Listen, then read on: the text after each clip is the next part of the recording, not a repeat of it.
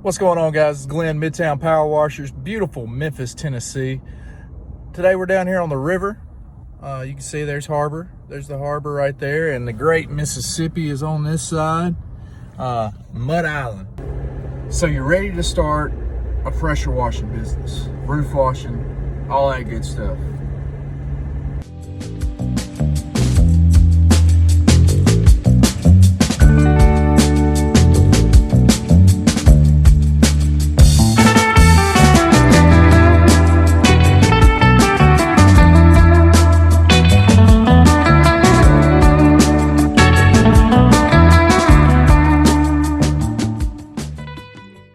What in the world?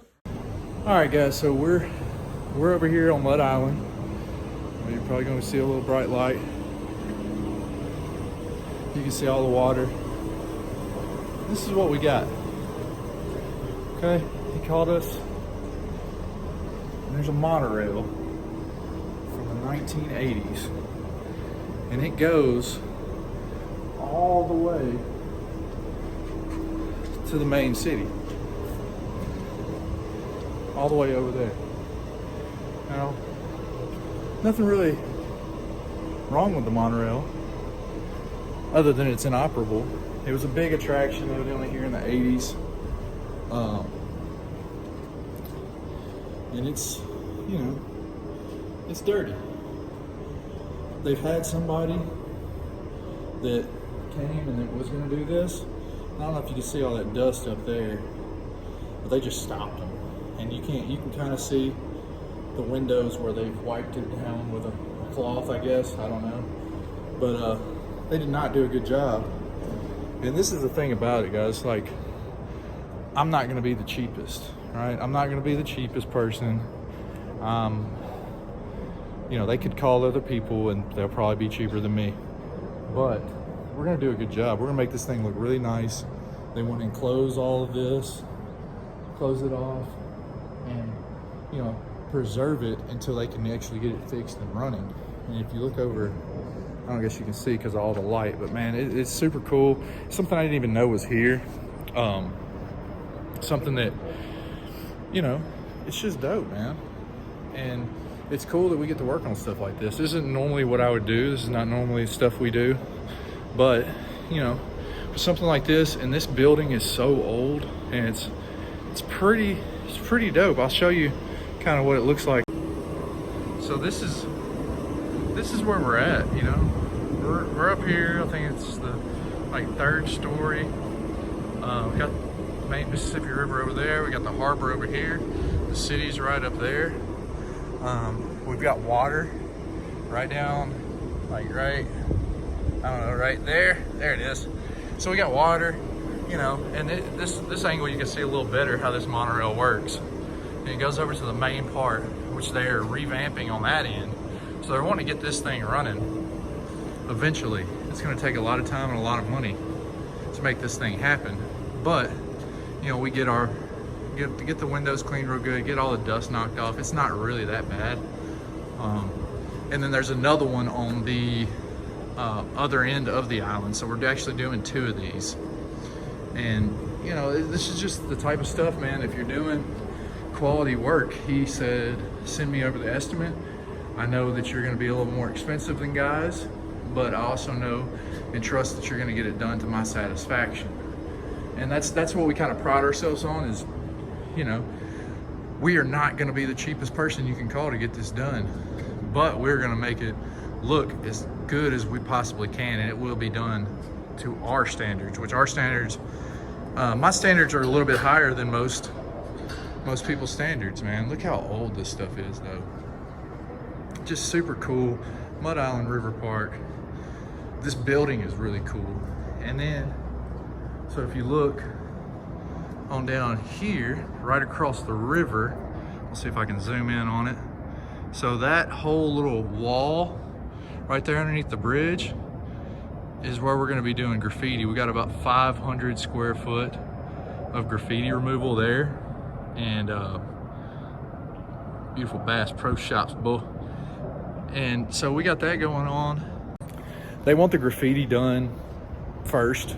It's priority. This was priority until this morning, and now things have changed. We're gonna price up these. I'm probably gonna price them just like I would normally price windows, and then add, say an hour for my charge on top of that, because this thing really is not that bad dirty. So we'll just add an hour, probably maybe an hour and a half to the actual detailing of the monorail itself. And everything that we did over here as far as pricing and stuff goes, it's pretty simple how we price stuff. If we're doing more, obviously the price goes down. If we're doing one tag and it's an immediate, I got to get this done today, the price goes up, because that's a priority fee that you're wanting this thing done right now. It's got to be done yesterday, and we understand that. They also understand that we're changing around our schedule to make that happen for them. So I'll show you all a little, I talked to him about all this stuff out here, this black algae, and then we've got, and all this stuff's gonna have to be done in bits and pieces. There's just so much, and it's such a big huge property.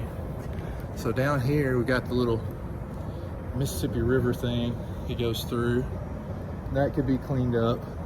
These walls back here, I'm hoping you can see them, how dirty they are. And I told him that's absolutely something we can take care of. It's not something that, that's not something that is beyond our realm. We can definitely handle that stuff. This is a really cool, huge old building, and they're wanting to do some different things on this island, which I'm excited about. I want to do this job because this is my city, and this is kind of, it's something I can take pride in, that we kind of helped revive something that was such a huge deal back in the 80s, and they're trying to give it life again. So it excites me about it. I haven't really been excited for a job in a little while, and this one kind of gets me excited. So we're not gonna overcharge. Obviously we like to be fair, but there's gonna be guys that'll do it cheaper. I'm just not one of those guys. And they already have seen the work that we can do. So that's the reason why he called me. Obviously he had somebody else out here to try to do it, and they probably ended up paying them anyway, even though they didn't do what they were supposed to do. So on the other job, we're about 500 square foot is what I've measured out. It was 1,000. I had sent in an estimate for that in December, the end of December. I sent the estimate in for that, and we were right around $3,600 for 1,000 square foot graffiti removal, which is spot on. I mean, it's not high, it's not low. It's pretty standard. I feel like that's a good price, but they were like, whoa, that's more than we've got. This is a nonprofit that's doing this. This isn't the city that pays for this. This is a nonprofit that takes care of all this, and it's trying to revive all this. So they just didn't have it in their budget, and I understood that. But they also wanted to use me because they liked the original job that I did so much, and they knew that I could come and knock out the other graffiti exactly the same and they could get the exact same results that they got on the first job. So he sent it over. He said, I need to amend this. Let's cut it about in half, is what he cut it in half. So we're going to send it over. We're not going to change the numbers. We're just going to cut the number in half, send it over. He wants to get that done as soon as possible. So I've got time, because we kind of pushed everything off because of the weather. So I've got time this weekend. I told him that, he said it'd be awesome if he could go in and tell his boss that everything's taken care of as far as the graffiti goes on Monday. So I said, yeah, we'll make that happen for you. Yeah, and you can see this building up here, man. It's rough.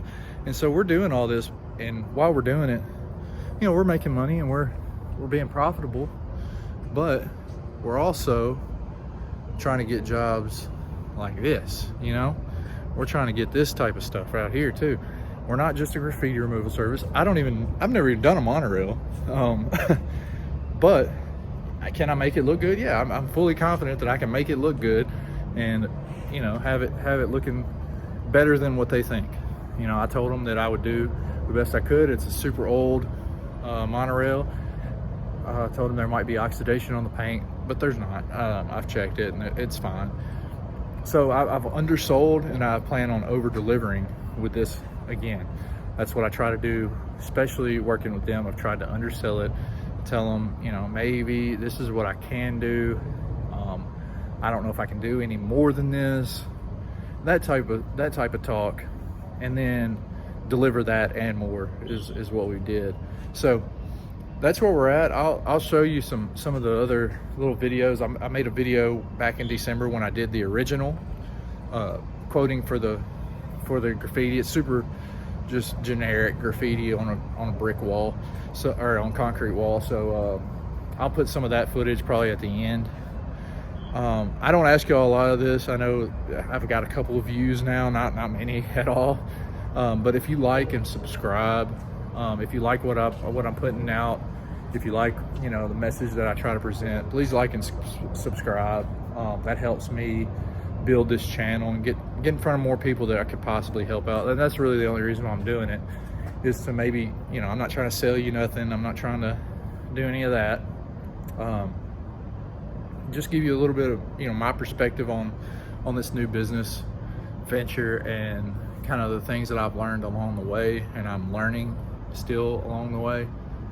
So yeah, like, subscribe, all that good stuff. We'll put some other footage, I guess, from about a month ago, right about here. Like this area right here, right? That whole thing is not covered, right? But I guarantee you that when I come out here with my sprayer, backpack sprayer, I'm gonna spray chemical all over this, right? This whole area is gonna be covered. So what am I gonna do? I'm gonna measure that area. I'm gonna measure that whole area. Just because I'm just trying to get rid of the W-Train AE halo thing right here, I'm still gonna use chemical right there, and I'm still gonna spray it all off. So I charge for it. All right, guys, so that's where we're at with it. We're leaving Harbor Town, or Mud Island. We're not technically in Harbor Town, we're in Mud Island. These are the type of jobs that I've got through my website. This job came, I'm sorry about the light, we got sun over here. This job came as a direct result of them searching for me on my website, right? They searched, and I asked him how they found me, because I always ask people how they find me. Did they find me on Facebook? Did they find me on a Google search? Did they get a flyer? Did they just see my shirt? Like, what, did I get a referral from somebody else? I like to know all that, and I put all that in my CRM. That way I can keep track of, you know, where am I getting these jobs from, and where should I be putting more money to, right? Because that's what you got to find out, is your market. I could get online and I could ask everybody, hey, how are you marketing? What's your best way to market? What's the best way you found to do it? But from my experience, my market could be different than your market. My market's not necessarily going to be the same as a guy living in the middle of Wisconsin. You know, my market's not going to be the same as a guy living in an even bigger city, Dallas or something like that. So each market's going to be a little different, and that's with any business. Again, this isn't just like for pressure washing. This is not just a, you know, this is for anything, man. We take our mindset to, like, this is a pressure washing business. How do I market my pressure washing business? How do I market any small business, any service industry based business? That's how I want to market. I watch guys that have landscaping business, painting businesses, HVAC, all that stuff. I want to market like they do, right? I don't want to just pigeonhole myself into marketing like all these other guys that do pressure washing, because maybe the other guys who do HVAC, they make hella money. HVAC, they make a lot of money. How do they market? I want to find that out, you know? So, you know, if you're trying to figure out what works, make sure you get all that information and put it in your CRM and keep track of it. then after a little amount of time, you can look back and go, well, I'm making a lot of the majority of my stuff off of Facebook ads, or I'm making the majority of my stuff off of print marketing, or whatever the case may be. Well, maybe I need to redirect my money, you know, away from one thing and put it to something else, put it to better use. And that's so, like, starting out, you're trying all those things. You know, we're trying print marketing, we got the website up, which the website's gonna work. You know, eventually that thing's the way to go. But we try everything else. We try Instagram, we try Facebook, we try everything, door to door, all that stuff, and we find out which one works the best, and we continue to do that one. I don't have to reinvent the wheel. I don't have to come up with some super magic marketing technique or strategy. I just do what gives me the best results, and I'm going to lose out on some things, and some things are not going to work out, and then other things are going to work out, and it's my responsibility to keep track of that. So that's one thing I can advise you on, regardless of the business. Keep track of where you're getting these jobs from, and market more towards the things that are working. Just spend more money towards the things that work, that are going to make you more money. It's super simple. We like to complicate things and make it harder than it has to be. That's not necessary in this case. You know, we just do what works, what's proven to work. We continue to do those things. Yeah, man, I'm super excited about this year in general.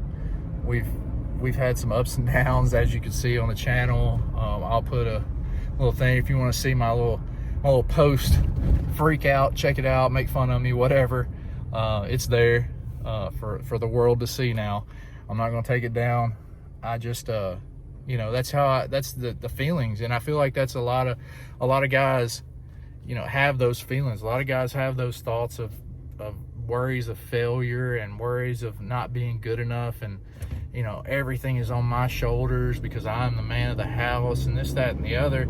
All this pressure that we put on ourselves to be great and to succeed and all that. And I do the same thing, you know, I do it all the time. So it's not always sunshine and rainbows. Man, when you get a call for a job like this and somebody tells you, hey, we want you to do it because you do a great job, kind of makes it worth it. Kind of makes you feel respected a little bit, and worthy of being successful. So yeah, man, it's there. Check it out. It's pretty funny, I think. It's not something that I try to dwell in. I try to get into the solution as quick as possible on any problems that I have. I try to figure out what I need to be doing differently. I do a lot of personal inventory on things on a nightly. I try to do it on a nightly basis, my personal inventory, and that's just keeping track of the things that I did, the things that I didn't do, and the things that I should be doing. I think that's important, and again, in my lifestyle, it's super important. But I think it could help anybody, to be honest with you. If I'm staying in the problem, there's only a problem. If I'm in the solution, the problem no longer exists. It just disappears, you know. So today feels good. We're going to send these numbers over, and told him that, you know, we're going to try to get on it by the weekend. We're going to get it done for him, and he's super excited. This is another one that is I think it's a net 30, so we'll have to wait 30 days for the check to come in, and that's something to be mindful of when you're doing any kind of commercial or anything to dealing with anything commercial or government or anything like that. Is find out what's the net, what's the pay, because you know, me being a small guy, I've got to put that into my decision making of where it's getting scheduled in and everything else. If it's net 30, that means they pay out every 30 days. If it's net 60, same thing. At net 90, net 180, you know, whatever, so on and so forth. You know, you have to be able to budget. If you're a small guy starting out like me, I have to be able to still pay my bills and still figure everything out. So I need to know that up front. Like, what's the pay? What's y'all's pay schedule? And this one happens to be net 30, and which is way better than net 60 or 3 months down the line or 6 months down the line. So I'm all right with that. You know, we'll have money for next month, you know, come in. We're gonna make money this month, so if I can get those net 30 jobs in at the beginning of the month, man, it really helps me out at the beginning of next month. I feel real confident because I've still got the whole month to make money, and knowing I'm gonna have another check coming in, you know, shortly on this other stuff. So keep that in mind. You know, this stuff, man, if you do a good job, it does not matter if you have 15 rigs going out and you have the nicest equipment and you have the nicest everything. I could have the nicest everything. If I don't do a good job, none of that stuff matters. My quality of work has to be up there. And with this particular job, it absolutely was. I was very proud of the results of the first job, and it has then gotten us thousands of dollars worth of other work. So I'm gonna get this estimate over to them today, and we're gonna get on the work this weekend. Y'all be easy, stay safe out there, man. Like, subscribe, all that good stuff, please. It really would help me out. I'd feel like there's a reason for me to keep doing this. Peace.